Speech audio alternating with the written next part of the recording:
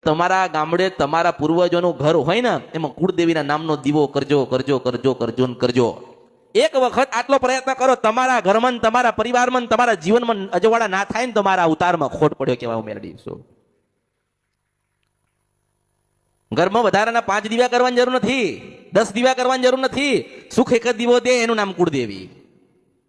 10 દીવા કરો કે 20 દીવા કરો કે 100 દીવા કરો, સુખ દેનારો એક જ દીવો હોય આપણી રાજપરાની ખોડિયાલ. કરાય ખરો, કાળકાને પૂજીએ છે ને કાળકાને કુળદેવી તરીકે અપનાવી છે.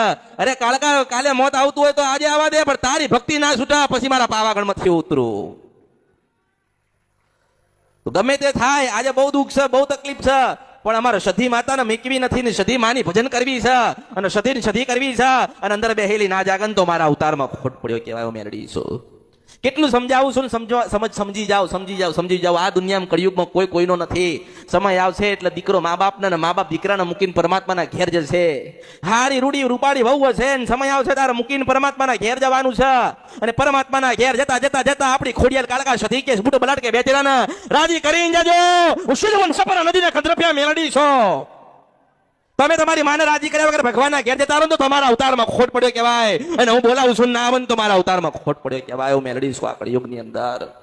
ઘરે ઘરે માતાઓ બેઠી છે, કઈડીને બચકું ભરીને કઈડીને ખાઈ જાય એવી માતાઓ બેઠી છે. તમારી શ્રદ્ધા નથી, તમારો ભાવ નથી, તમારી ભક્તિ નથી. નતર તમે દિવસમાં સપનું જુઓ અને રાત્રે કદાચ તમારી માતાને કહેવાય કે બેટા આટલા દાડમ થશે, માતાઓ બેઠી તમારા મઠોમ તમારા ઘરે મને મેળડીને ઓળખો ને તો જ ઓળખાય.